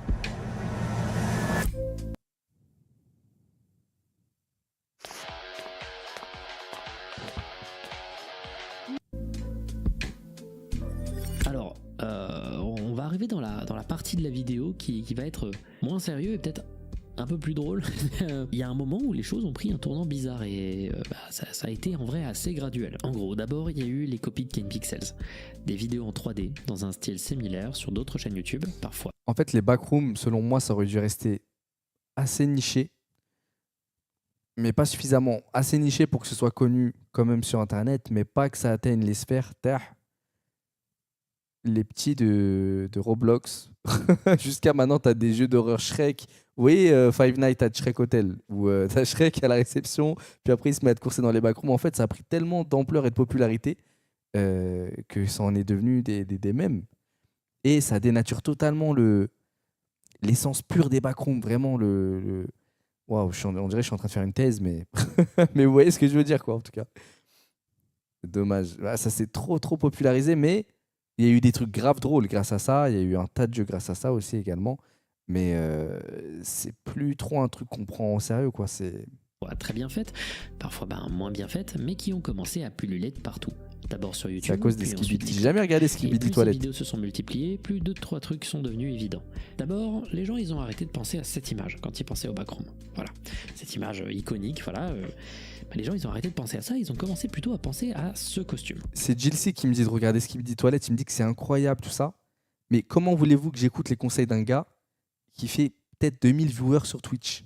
Comment? Il est tellement finito ce mec. Enfin bref, Et on lance ensuite, la le vidéo. deuxième truc que ça a révélé, c'est que plus un sujet est populaire, plus Internet a tendance à tout mélanger. Et quand tu mélanges trop de trucs, C'est exactement ce que je disais juste avant. La solitude qui est censée t'inspirer les backrooms. Et pour voir ce que je veux dire, parlons du monde étonnamment gigantesque des jeux sur les backrooms. D'ailleurs, toute ma commu, j'espère que vous regardez rien des contenus de Le 20 GLC, novembre vraiment. 2024, j'ai fait une C'est décision que mes financière de contenus. merde. Je me suis dit que j'allais acheter la totalité des jeux Et backrooms ceux que je de pouvais Bailan, trouver allez, et jouer à je suis chacun d'entre gentil. eux. J'en ai eu pour 129 € environ, et écoutez-moi bien, Ah. trouver et jouer à chacun d'entre eux. J'en ai eu pour 129 € environ, Non, et t'inquiète écoutez-moi bien, Ouais. c'était vraiment naze. Voilà. La majorité puait du cul. Je les ai testés en live. Pour Non, que respect, la frérot. totalité des Faut respecter The Backroom 1998. Vraiment, ce jeu m'avait mis une sacrée jeux claque. backrooms que je pouvais trouver. Et Enfin, jouer je crois à que c'est chacun celui-là. d'entre eux. J'en ai eu pour 129 € environ, et écoutez-moi bien, c'était vraiment naze. Voilà. La majorité puait du cul. Je les ai testés en live pour la plupart, et en vrai, On te donne en du live, buzz je que voulais à pas toi. être trop méchant. Merci C'est beaucoup. des jeux faits par des Ça fait indépendants, plaisir. et c'est clair que beaucoup d'entre eux ont été faits avec GLC, les au meilleurs moins vlogueurs. un peu Ça, par d'amour. contre, je suis Mais d'accord. vraiment, une Ces vlogs, énorme ils sont quantité de incroyables. ces jeux ne méritaient pas d'être payants. Alors avant de commencer à expliquer pourquoi, j'ai des goûts en termes de jeux d'horreur un peu différents de la norme.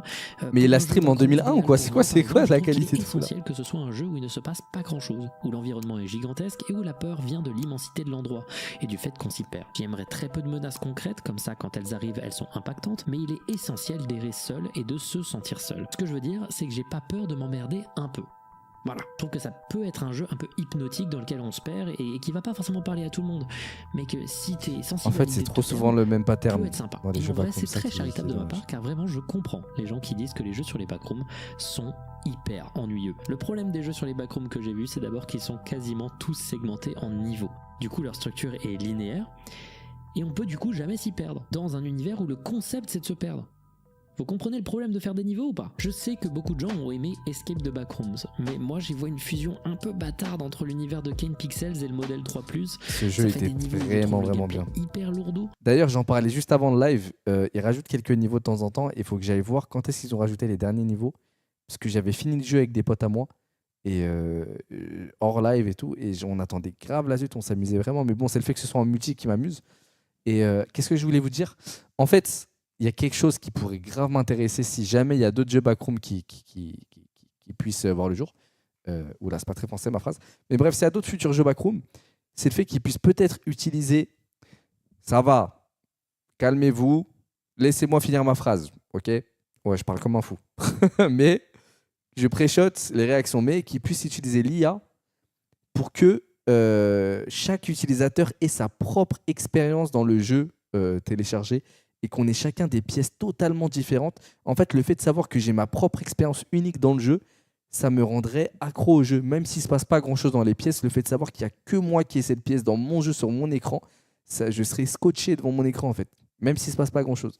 Mais ça a l'air compliqué à mettre en place, tout ça. On ne peut pas se perdre car tout est à faire dans un ordre précis. Pas besoin d'y Les avoir. entités Enfin, sont présentes. je sais pas comment appeler ça, mais qui est de la RNG un peu dans les salles, tu vois. Qui est la RNG, mais totalement différente, qui va du tout au tout. Peut-être que l'échelle du random, elle est de 1 à 100 000. Peut-être mon pote, il va tomber dans une pièce, il y a une piscine devant lui, et moi, il y a un... je suis dans la rue, tu vois. En trop grosse quantité, et ça imite bien le problème qu'on voyait déjà sur le wiki. On n'est jamais vraiment seul, et les gens sont plutôt fascinés par les entités qu'il y a dans les backrooms, et pas les backrooms elles-mêmes. C'est l'architecture qui est importante, pas ce qu'on y Comme trouve les en mondes réalité. Minecraft. Ou alors ce qu'on y trouve peut être impactant si... Ouais, mais là, il y si aurait c'est en un petite monde, quantité. puis un autre, Ensuite, puis un autre, il puis y un a autre. tous ces jeux où Ah, on je sais est pas comment ça chassé se par fait, ce truc. Ce truc, qui est censé être l'entité de la première vidéo de Kane Pixels, c'est tout ce que certains ont retenu pour essayer de créer une menace et un gameplay à la Slender. J'ai joué à une quantité de jeux où on boit des litres d'eau d'amande en échappant à ce bonhomme trombone, c'était fatigant.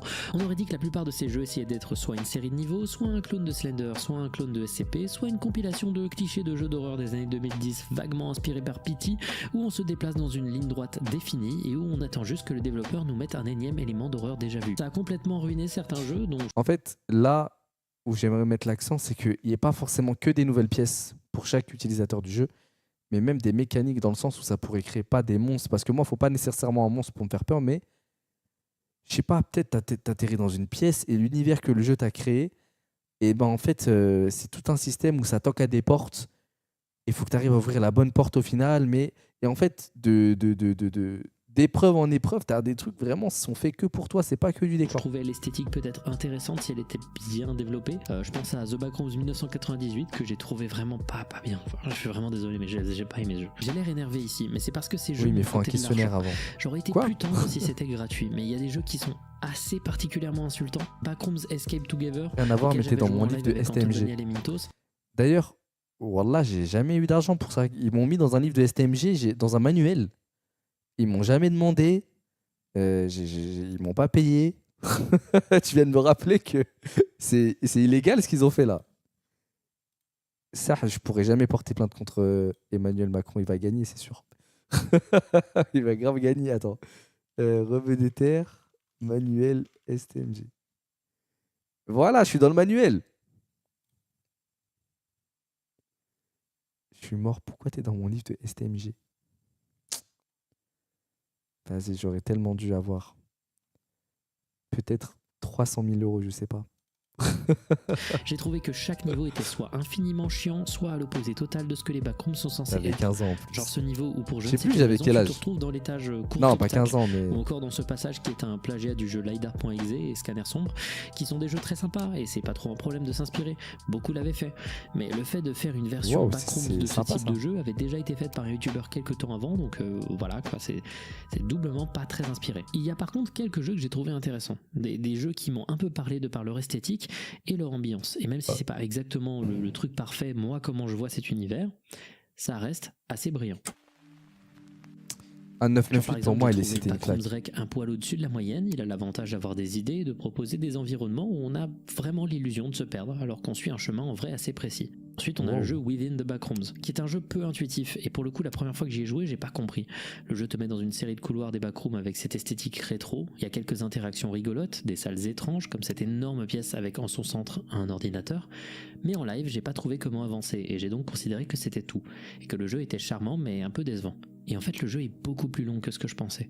Et il t'amène dans des tonnes d'environnements au graphisme rétro très charmant, et c'est en vrai très immersif et Ça a hyper l'air pas mal, déroutant. Et même si c'est pas un jeu qui fait très backrooms, ça les utilise pour faire quelque chose de vraiment différent et de sympa. En vrai, j'ai bien aimé ce jeu. Et enfin, les deux jeux backrooms qui ressemblent le plus à ce que Là, selon c'était moi quelque devrait chose. être un jeu backrooms, c'est les deux jeux de Complex. Le premier des deux, de Complex Found Footage, qui est gratuit, et de Complex Expedition, qui lui est payant. Et en vrai, les deux sont très bons, même si j'ai un peu plus d'affection Je pour crois que celui j'en ai qui est fait qu'un des gratuit, deux. parce que le deuxième est plus abouti, mais peut-être pas assez pour justifier son prix, je trouve. Et franchement, les deux sont très très bons, hein. L'ambiance est folle, l'atmosphère et les graphismes jamais sont fait celui-là, je très crois. impressionnants, et on a vraiment l'impression de se perdre dans les backrooms. J'essaye pas d'aller dans une direction qui est logique.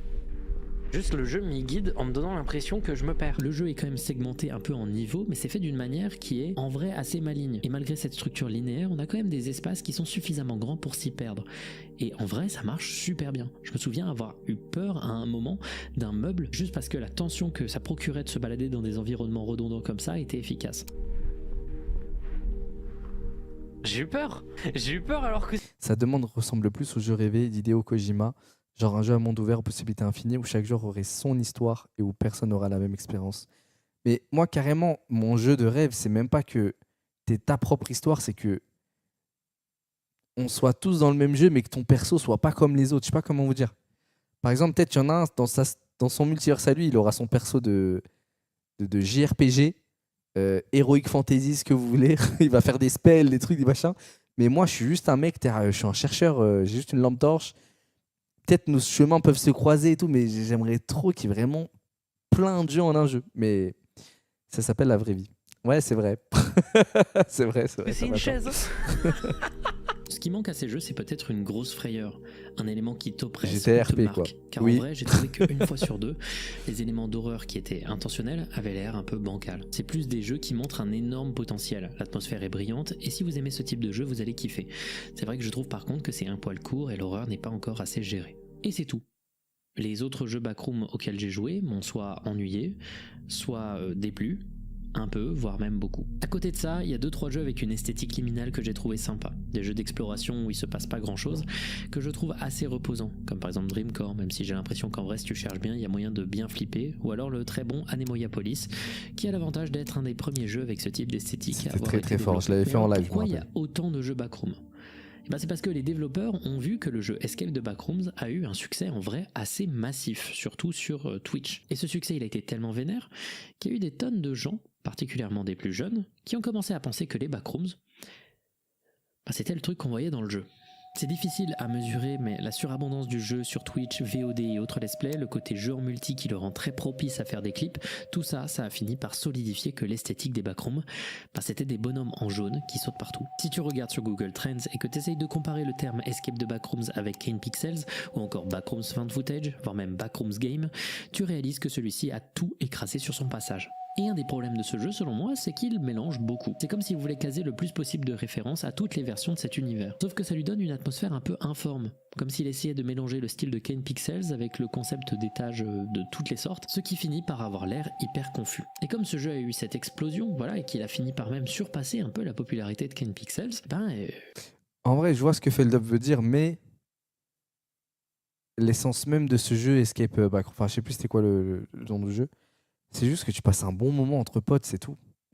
En vrai, tu te casses même pas la tête avec l'esthétique des backrooms, le lore, etc., etc. Il y avait même des niveaux qui n'avaient rien à voir. Je me rappelle que dans ce jeu-là, à un moment, tu étais dans des prairies.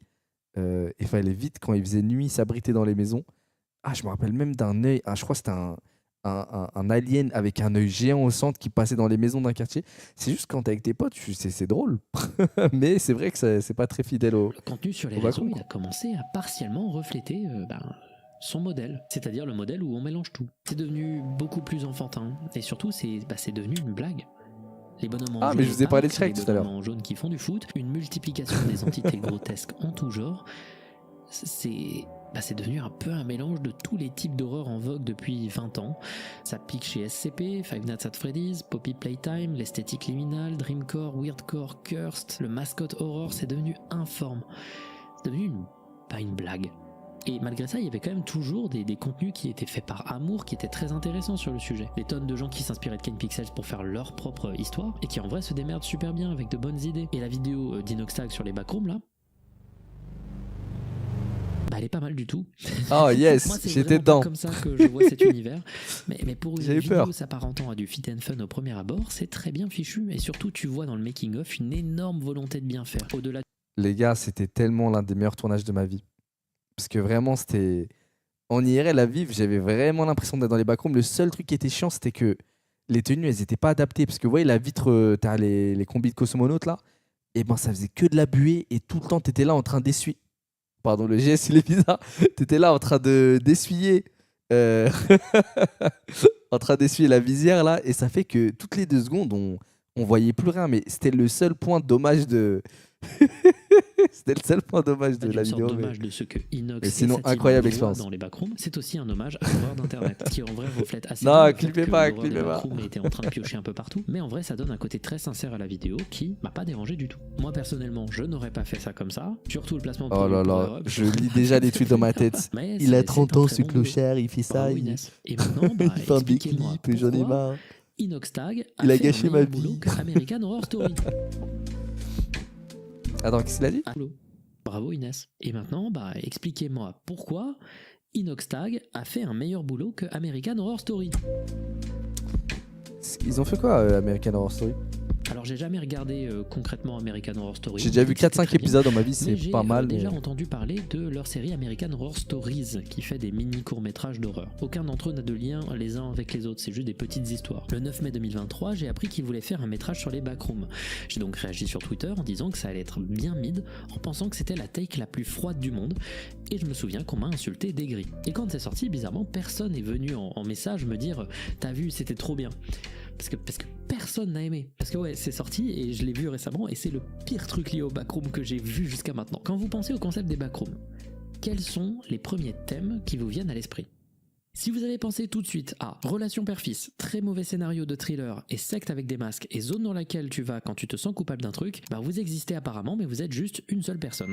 Je me souviens de l'avoir regardé avec un pote et on était sidérés à chaque minute. Tous les dialogues étaient archi mauvais et chaque décision était abominable. Et d'ailleurs dans ce truc-là, le côté backrooms infini, etc., c'est montré qu'une seule fois. Le reste du temps, les backrooms c'est genre une pièce. Il y a peut-être 2-3 personnes qui ont apprécié le machin. Moi personnellement, j'ai trouvé ça vraiment mauvais. Et en fait, tous ces projets, tous ces efforts, ça a commencé à éloigner dans la tête des gens ce qui avait tout lancé à la base. Cette image. Et la vérité, c'est que cette image, elle avait une force de fou. Tout le concept des backrooms, c'est de dire qu'il existe une réalité alternative dans laquelle on peut tomber à n'importe quel moment.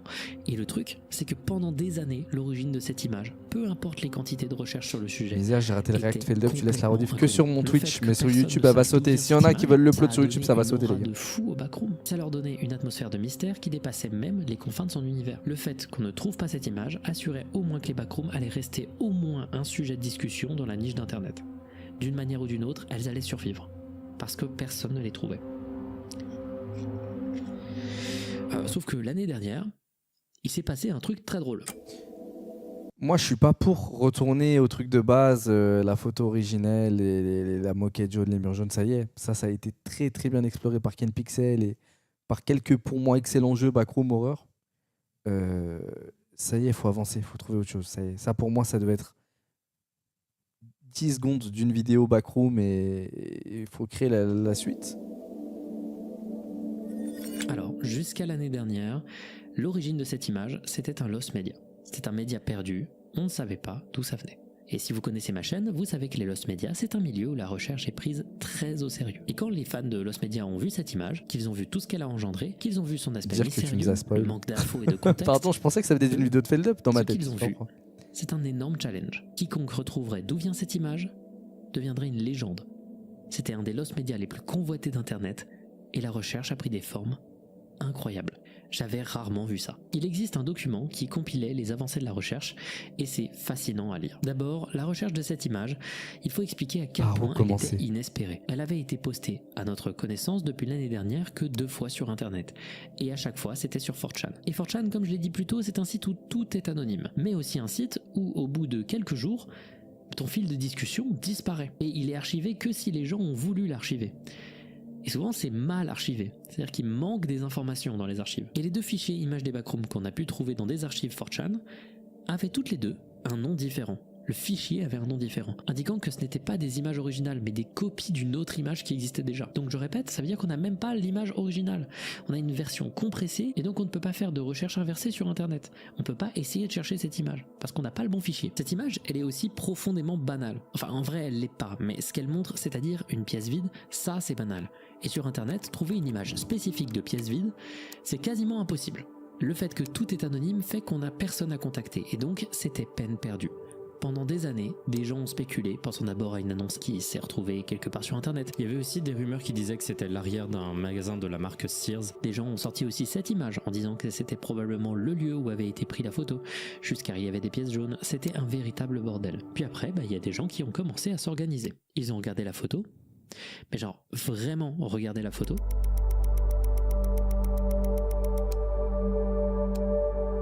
Marquer chaque élément possible, essayer de déterminer le type de lampe utilisée, ils ont essayé de mesurer la taille de la pièce, dézoomer pour essayer de comprendre la géométrie de l'espace, ils ont cherché des infos sur les papiers peints, les caméras utilisées, essayer de dater la photo avec des éléments qu'on trouvait dedans, essayer aussi de la placer géographiquement en fonction des conventions de construction et des lumières, puis ça a mené à rien. Du moins à pas grand chose quoi. Puis l'année dernière, il y a un utilisateur nommé Sam Liot qui va un peu analyser le nom du fichier image trouvé sur le post de 2018, c'est-à-dire le premier, pas celui qui a donné naissance au mythe des backrooms, mais le premier le plus vieux qu'on connaissait, et il va spéculer que cette image se déplaçait déjà sur 4chan autour de 2012 en regardant un peu le formatage du nom du fichier. Il va donc passer un temps fou à écumer des milliers et des milliers d'archives 4chan datant d'entre 2010 et 2012 en cherchant une image qui fasse 640 pixels par 480 et qui pesait 62 kilobits. Vous vous dites déjà que c'est concrètement chercher une... Mais il n'y a pas un bot qui peut te trier tout ça en 1 seconde là, de tous les sujets d'archives 2012 dans une botte sur de 4chan? foin. Mais maintenant dites-vous que toutes les archives, et je dis bien toutes les archives 4chan de cette période-là, sont cassées.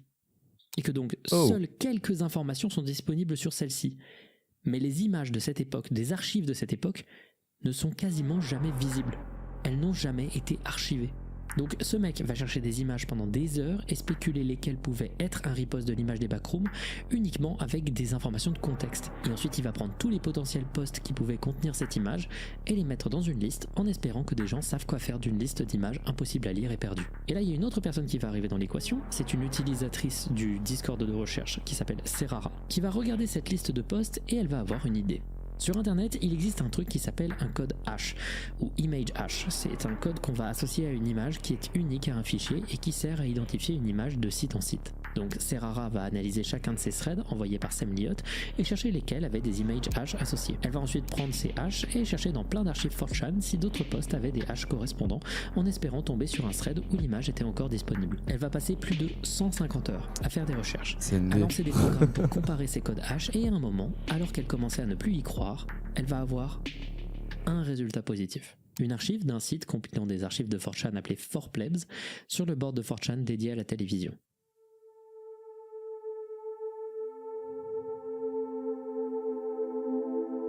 Bingo. 2011. La photo était là. On venait de trouver un post de l'image des backrooms datant de 2011. C'était incroyable, enfin une avancée.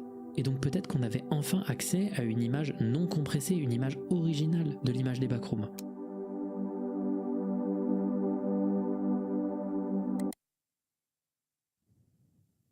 Évidemment, elle n'a pas été Ça archivée. y est, il faut que les admins Alors qu'on de pourrait 4chan baisser les bras, ils lâchent, Un détail était important.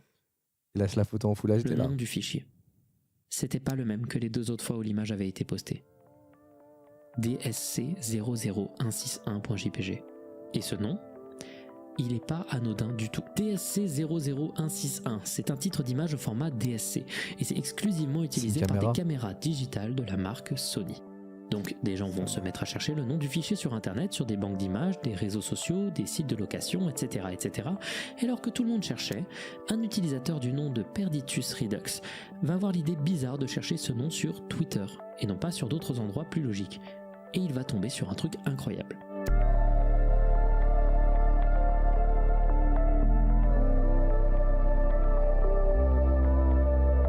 Quelque part sur Twitter. Wow. Il y a un utilisateur du nom de RKFG-me qui le 19 mai 2019 avait trouvé le fichier source et s'était passé inaperçu parce que les gens cherchaient pas à cette époque-là. Au tout début de l'expansion des backrooms, quelqu'un avait trouvé l'origine du truc. Une des clés de la solution de l'image était sous notre nez et personne. Je savais qu'ils avaient trouvé la boutique originelle du lieu là des backrooms, mais j'avais pas toute l'histoire derrière tout le background du truc. Personne ne l'avait vu. Si on clique sur le lien de son tweet et qu'on le met dans la Wayback Machine, on trouve l'image originale des backrooms. Et cette image est donc bien l'original. Et donc, si on a l'image originale, l'étape suivante est plus que simple. On prend le site d'où vient l'image, hobbytownoshkosh.com, on va sur Wayback Machine et on va le plus loin possible en arrière pour trouver des infos sur le business qui a créé la photo. Les gens vont se rendre compte qu'il s'agissait d'une entreprise, plus particulièrement d'un magasin qui fait partie d'une chaîne de magasins appelée Hobbytown. C'est une chaîne qui est dédiée à créer des milieux communautaires, événementiels et des points de vente centrés sur des hobbies très particuliers. Et en l'occurrence, celui de la ville d'Oshkosh au Wisconsin, à qui appartenait ce site, a une branche de ses activités centrée sur le hobby des voitures télécommandées. Vous sentez bien le truc qui va ruiner le mystère des backrooms, voilà.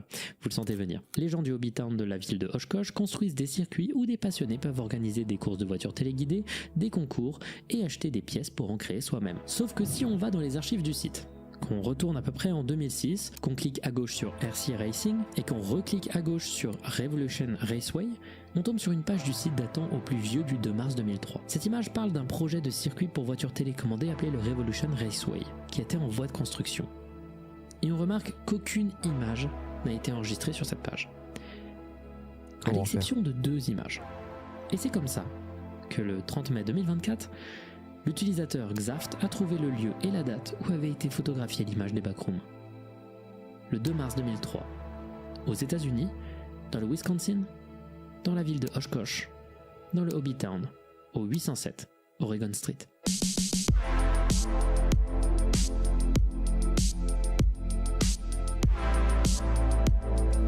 Par contre, je suis désolé, mais ils sont en train de saucer la dernière personne, le dernier maillon de la chaîne.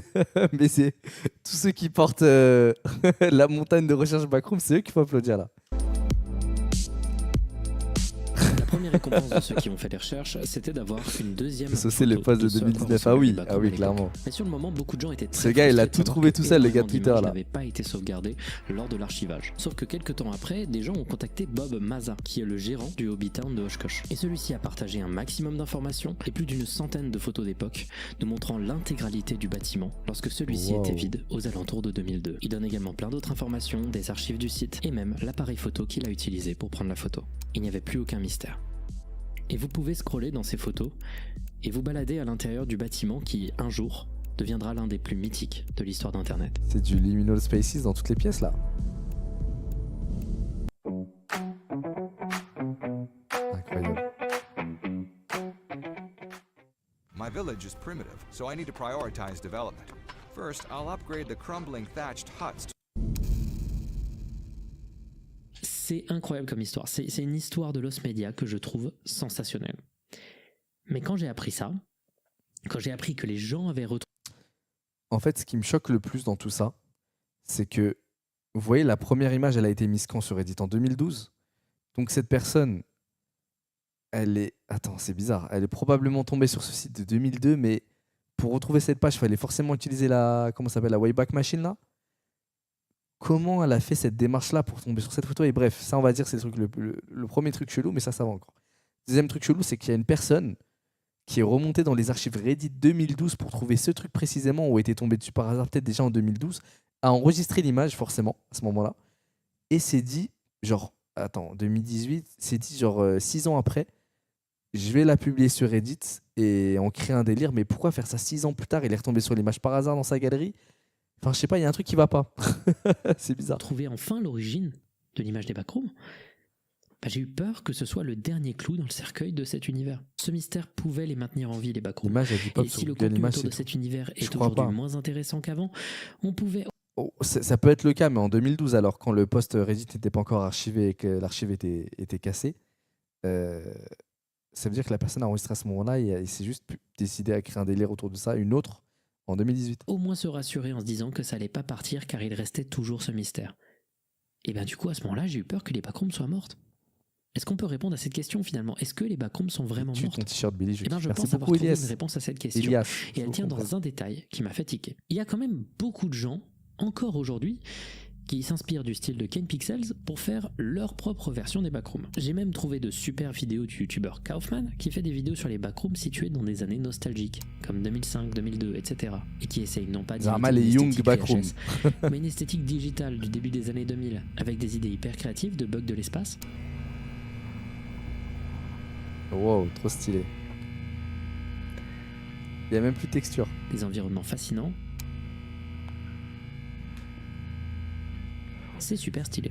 Et c'est à ce moment-là que j'ai réalisé que j'avais L'île déjà vu ça. Backroom. Pas les vidéos, mais ce truc-là, ce phénomène. L'idée de s'inspirer d'une série qui change tous les codes de l'horreur sur YouTube pour refaire à sa sauce le même format pour raconter autre chose. Il y avait des indices un peu partout dans la vidéo, mais je pense que les backrooms sont le nouveau Slenderman. Et c'est un truc de fou à quel point ça colle bien. Moi, je sais que ça m'a pas mal retourné le cerveau quand j'ai eu cette idée, en fait. Mais ouais, clairement, les backrooms, c'est le nouveau Slenderman. Les backrooms et Slenderman, c'est deux creepypastas qui ont pour origine une image, à laquelle on associe une courte histoire facile à diffuser. Les deux sont dans des esthétiques en vogue à l'époque. Pour les backrooms, c'est l'esthétique cursed et liminale. Pour Slenderman, c'est la creepypasta de monstres, dont un représentant était notamment le Rake. Des tonnes de gens au début vont construire à partir de cette image et cette histoire et rajouter leurs éléments au lore, raconter leurs histoires avec des nouvelles images et lentement, le même va se propager dans une niche. Puis quelqu'un va créer une série sur YouTube. Une série novatrice sur énormément de points qui va changer drastiquement la manière de raconter l'horreur sur internet et qui va devenir virale. Pour les backrooms, c'est la série de Ken Pixels. Pour Slenderman, c'est Marble Hornets. Une série qui, certes, a commencé 10 jours après les premiers montages photos, mais qui va devenir un phénomène viral dans les 2 ans après ses démarrages. Alors que le phénomène se propage, des tonnes de créateurs indépendants vont s'inspirer des créations de cette série qui définitivement est en train de changer les codes de l'horreur sur internet et qui devient viral à cause de ça. Pour les backrooms, Il aime on a trop tous les gens Slenderman, ça fait de la talentueux qui ont grave. créé leur propre version des Il en backrooms parle dans un souvent, en style Ken Pixels. Et pour Slenderman, on a toutes les séries du Slenderverse. Moi, je suis pas Des tonnes de sensible du séries tout à qui s'inspirent Slenderman. de Marble Hornets pour raconter en found footage. Même au collège, à ou des l'époque, sauts aux et tout, enfers je d'un parle. personnage principal qui tombe sur la créature. Et dans les deux cas, c'est Ça des gens manque de talentueux mécanique, qui en fait. s'approprient les codes pour faire des versions moins virales de la série de base, mais tout aussi importantes pour le développement de la créature. Puis dans les deux cas, à un moment, il y a un développeur de jeux vidéo qui va tomber sur la série, qui va être inspiré et qui va créer un jeu moyen, mais qui a des mécaniques très mémorables et qui s'inspire très ouvertement de la série, mais aussi un peu des créations de fans sur internet. Pour les backrooms, on a Escape de Backrooms qui utilise ouvertement toutes les idées de Kane Pixels, mais qui insuffle le modèle 3+. Pour Slenderman, on a Slender the 8 Pages qui incorpore plusieurs lieux de la série Marble Hornets, le tunnel, l'hôpital et la forêt, et surtout qui amène le concept des pages qui avait été inventé par Marble Hornets, mais en gardant un Slenderman avec des tentacules, ce que la série Marble Hornets a toujours refusé de faire. Dans les deux cas, le jeu il va devenir très célèbre et il va être joué par toutes les célébrités du moment sur internet. L'un s'est propagé à travers des let's play et l'autre en stream, et ça va mainstreamiser le phénomène et créer plein de copies de ces mêmes jeux. Après ça, le phénomène va dépasser internet, et le tout va devenir par la force des choses et par effet de surexposition un énorme mème, une sorte de blague. Le truc ne fait plus vraiment peur et les gens s'en moquent. Puis après ça, le temps passe. Et pour les backrooms, on ne sait pas ce qui arrive. Mais pour Slenderman, s'il ne fait plus aussi peur qu'avant, il est dans l'inconscient collectif. Dans la vidéo d'Inoxtag, ça parle du Slenderman. On voit le Slenderman, alors que Inès, comme moi, il avait 7 ans quand le mythe a commencé. Internet a, par la force des choses, créé un mythe qui s'est propagé et maintenant c'est un élément du folklore.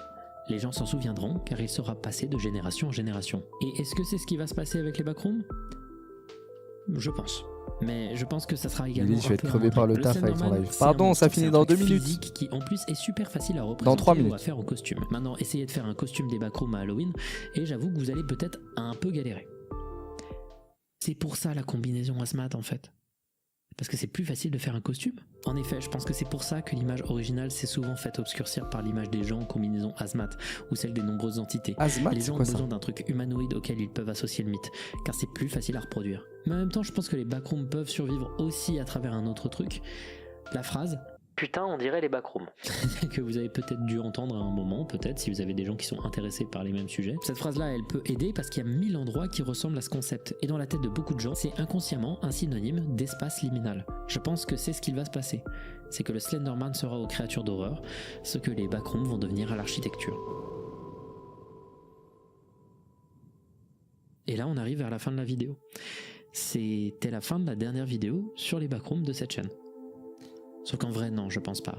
Bah, voilà, j'ai fait pause au bon moment, j'allais dire, mais les gars, vous m'avez dit qu'il y avait une autre vidéo encore sur les backrooms après, mais du Je coup, pense ouais. pas que ce sera la dernière. Mais ce sera la dernière qui parlera des backrooms en général. Je pense faire par exemple une grosse... Mais les gars, il peut pas réenchaîner avec une autre vidéo sur les backrooms, c'est pas possible.